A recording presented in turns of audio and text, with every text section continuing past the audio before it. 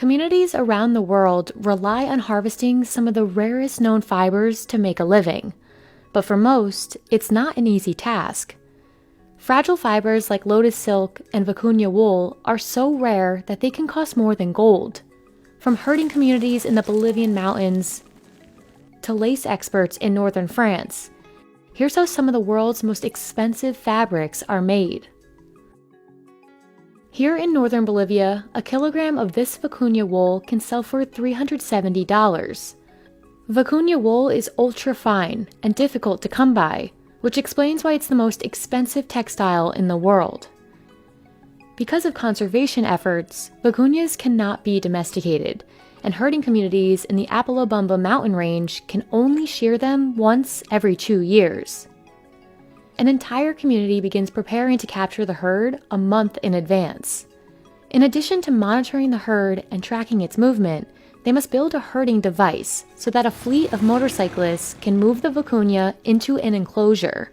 This is the most difficult part of the job since the packs are scattered. Once the vicuñas are properly grappled, they can be sheared. Their fur must be at least 2.5 centimeters long for collection. Once they're sheared, they undergo a health checkup and then they're released back into the wild. Bolivia offers 3 types of fiber: raw fiber, cleaned fiber, and pre-carding fiber. Pre-carding fiber is the most expensive because it requires a process that involves manually removing bristles from the fleece. Pre-carding 1 to 2 fleeces takes a full day. After that, about 90% of it goes to Italy, and the rest is shipped to other countries for further processing. Lotus silk is one of the rarest fabrics in the world, produced only on a small scale across Cambodia, Myanmar, and Vietnam. Extracting enough lotus silk for 1 scarf can take 2 months, and the final product can cost 10 times as much as regular silk. Silk usually comes from silkworms, but making lotus silk is different.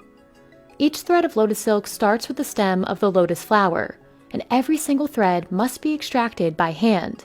This natural fiber is only extracted by a few skilled craftspeople across the world. Once the stem is selected and picked by hand, the silk inside can be extracted. Each stem contains a minuscule amount of thin stick fibers, which must be rolled together and dried. The threads need to be processed within 24 hours, while they're still wet, otherwise they'll break. So harvesting has to be done every day. And the lotus plants are only available to harvest between April and October. Once dry, these threads are carefully weighed down and delicately hand-spooled. Then they're put into the loom. The fibers are extremely delicate, but once woven, can be as durable as traditional silk. The material is soft as silk, breathable as linen, and slightly elastic. A 25-centimeter scarf can sell for just over $200. Real eider down is one of the warmest natural fibers you can find, and it doesn't come cheap. An eider down double duvet can cost you over $8,000. Compared to other goose or duck down, eider down is denser, stronger, and more insulating. This fiber is harvested from the nests of wild eider ducks found in Iceland. Collecting even a kilogram of this fluffy material isn't easy, because eider nests are difficult to come by. During the breeding season, the eider ducks' down naturally sheds, and the female ducks use it to build their nest. Eider down collectors travel between 150 islands on small boats to find every nest and collect the down by hand. The nests are scattered and sometimes hidden, making them difficult to find. Each one contains just 15 grams of down. Once the down is harvested, the work has only just begun. Up to 80% of the weight of the harvest is made up of sticks, seaweed, and larger feathers, all of which needs to be removed. The feathers are sorted through an oven, and multiple specially made machines which draw out the debris. Each feather is then laboriously sorted and cleaned by hand. It takes about 4 or 5 hours to pick through 1 kilogram. Once every feather has been manually removed, the down is washed, pressed, and dried one last time. Eider ducks are strictly protected in Iceland. It's illegal to hunt them or to sell their eggs, and every single eider down product in Iceland has to be checked for quality by an inspector. French lever's lace is one of the most intricate and expensive types of lace you can buy. More than 15,000 individual threads are woven together on a lever's loom. A new design can take 3 months to produce, and 1 square meter can cost over $500. Each design is translated from paper into these punch cards, which are fed into the loom to create a pattern. The looms run with extreme precision, which makes them essential for creating lever's lace. But there are only a few hundred left today, and they're no longer being made, so companies have to maintain the ones they have. This one is over 100 years old. The machine might do the weaving, but it takes around 20 people to produce lever's lace.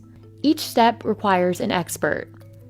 As the loom weaves a complex design line by line, workers fill it with more threads. Loom experts, called tullists, are in charge of overseeing the whole weaving process. They watch and listen for any tears, and make repairs while the machine does its job. There are also lace inspectors, who inspect every inch of the lace for any mistakes and make indistinguishable repairs by hand.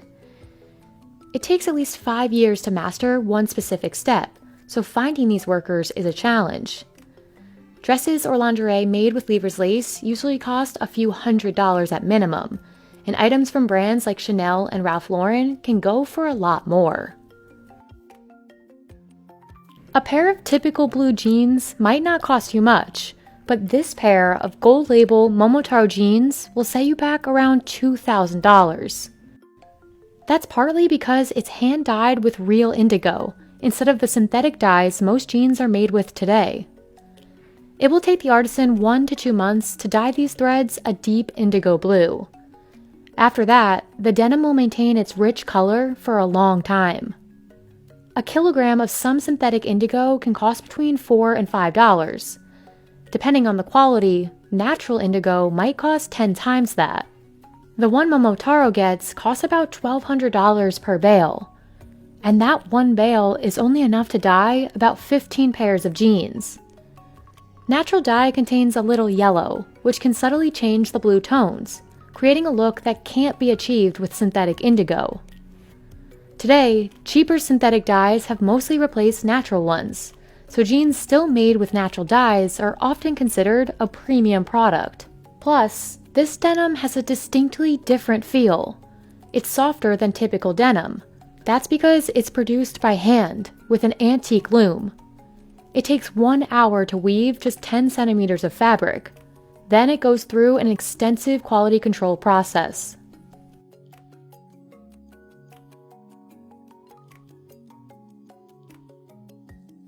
Cashmere is one of the most sought-after fibers in the world. It can be woven into incredibly soft, luxurious, long-lasting garments. One genuine cashmere sweater could cost you well over $500. The fiber comes from a cashmere goat, which can be found across the Himalayas, where temperatures can drop to minus 30 degrees. It's not the outer hair you can see that's used for making garments, but the super soft coat just underneath it. It's softer, lighter, and can be up to 3 times more insulating than sheep wool. But while a sheep can produce at least 3 kilograms of wool every year, a cashmere goat will only give you around 200 grams. So one cashmere sweater requires up to 10 goats worth of cashmere. Cashmere goats are usually brushed to remove the soft hairs that molt in the spring. Once the hairs have been stripped of grease, dirt, and thicker hairs, about half of the harvested weight remains. The fibers can only be collected once a year, so the supply is extremely limited. Plus, processing it, dyeing it, and aerating it is a lot of work.